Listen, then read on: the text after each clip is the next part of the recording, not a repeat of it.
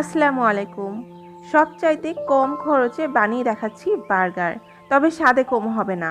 আপনিও চাইলে খরচ বাঁচিয়ে বাড়িতেই এই বার্গারটি যখন তখন তৈরি করে খেতে পারবেন। আবার হঠাৎ করে বার্গার খেতে ইচ্ছে করলে হাতের কাছে যদি অনেক কিছু উপকরণ নাও থাকে, তাহলে অল্প কিছু উপকরণে এই বার্গারটি তৈরি করে খেতে পারবেন। এই বার্গারটি ছোট থেকে বড় সবাই অনেক পছন্দ করবে। যেহেতু বার্গারটি কম খরচে তৈরি করছি, তাই প্রথমেই আমি এখানে 2টা মাঝারি সাইজের আলু সিদ্ধ করে নিয়েছি আর সিদ্ধ করে খোসাটাকে ভালোভাবে ছাড়িয়ে নিয়েছি। এখন একটা গ্রেটারের সাহায্যে এই আলুটাকে খুব ভালোভাবে গ্রেট করে নিতে হবে। গ্রেটারের সাহায্যে ভালোভাবে আলুটাকে গ্রেট করে নিলে আলুটা যখন ম্যাশড করব তখন এর মধ্যে কোনো দানা বা গুটি ভাব থাকবে না। আমি এখানে 2টা আলুই গ্রেট করে নিয়েছি। এখন এক এক করে এর মধ্যে আমি কিছু মশলা অ্যাড করব। আমি এখানে দিয়ে দিচ্ছি স্বাদে যে ম্যাজিক মশলাটা পাওয়া যায় ম্যাগির, সেই 1 প্যাকেট মশলা দিয়ে দিচ্ছি এখানে। আর স্বাদ মতো অল্প কিছুটা লবণ দিয়ে দিচ্ছি, 1/4 চা চামচের মতো। এখন আমি এখানে একটা কাঁচা মরিচ কুচি দিয়ে দিলাম আর সেই সাথে দিয়ে দিচ্ছি সামান্য পরিমাণ কিছু ধনিয়া পাতা কুচি। তবে বার্গারটা যদি আপনি বাচ্চাদের জন্য তৈরি করে থাকেন তাহলে এখানে ঝালটা বাদ দিতে পারেন। এখন সব কিছু একসাথে খুব ভালোভাবে মাখিয়ে নিতে হবে। আমার মাখানো হয়ে গিয়েছে। এখন এটাকে আমি সমান 2 ভাগে ভাগ করে নিচ্ছি। এটা দিয়ে আমার বার্গারের 2টা পেটি তৈরি হয়ে যাবে। তবে আপনি যদি এখানে খরচ বাড়াতে চান তাহলে এখানে আলুর সাথে চিকেন বা অন্য যে কোনো মাংস অ্যাড করতে পারেন। এখন আমি এখান থেকে একটা নিয়ে নিয়েছি আর এটাকে হাতের সাহায্যে একটু চেপে চেপে একটা শেপে নিয়ে আসছি। এই যে হয়ে গিয়েছে দেখুন। এখন অন্য একটি বাটিতে আমি একটা ডিম ভেঙে নিয়েছি আর আরেকটি প্লেটে নিয়েছি কিছু ব্রেড ক্রাম্ব। এখন ডিমটাকে একটা কাঁটা চামচের সাহায্যে খুব ভালোভাবে ফেটিয়ে নিতে হবে। আর এখানে কিন্তু আমার সম্পূর্ণ ডিমটা লাগেনি। এখন আমি যে আলুর পেটিটা তৈরি করে রেখেছি সেটা ডিমের মধ্যে দিয়ে দিলাম।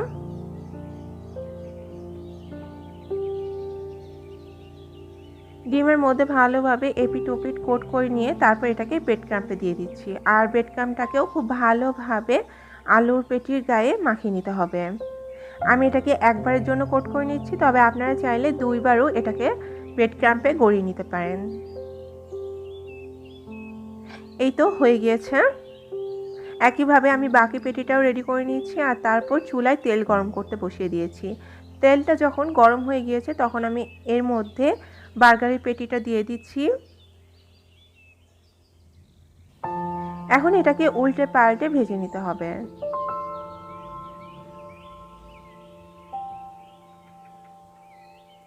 আর পেটিটাকে আমি বেশ লাল লাল করে ভেজে নেব আর চুলার আঁচটা কিন্তু মিডিয়ামে থাকবে।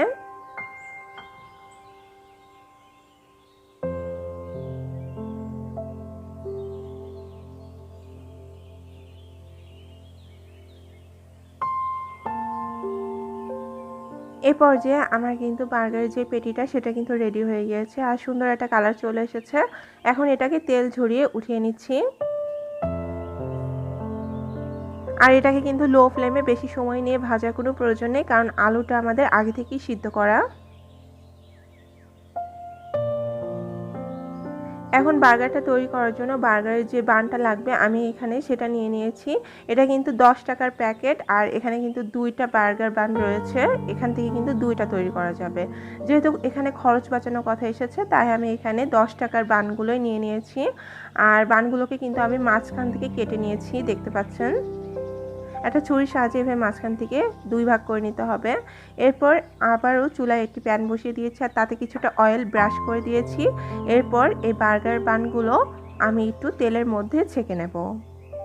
খুব বেশি তেল দেওয়ার দরকার নেই, জাস্ট হালকা একটু তেল ব্রাশ করে নিতে পারেন। আবার তেল ব্রাশ করতে না চাইলেও হবে, জাস্ট বার্গার বানগুলো একটু গরম করে নিতে হবে। এতে করে বার্গারের টেস্টটা ভালো আসবে। ঠান্ডা বার্গার তো খেতে আর ভালো লাগে না। এই তো আমি এপিট ওপিট ছেঁকে নিয়েছি, এখন এটাকে তুলে নিচ্ছি।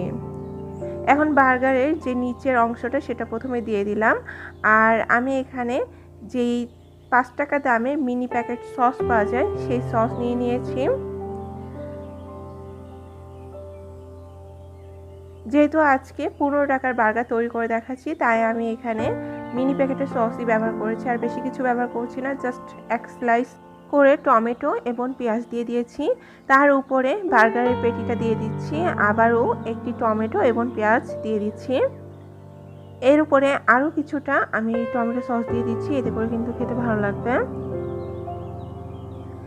এর উপরে আমি বার্গারের যে উপরে পেটিটা সেটা দিয়ে দিলাম। এবার একটা টুথপিকের সাহায্যে এটাকে সেট করে নিচ্ছি।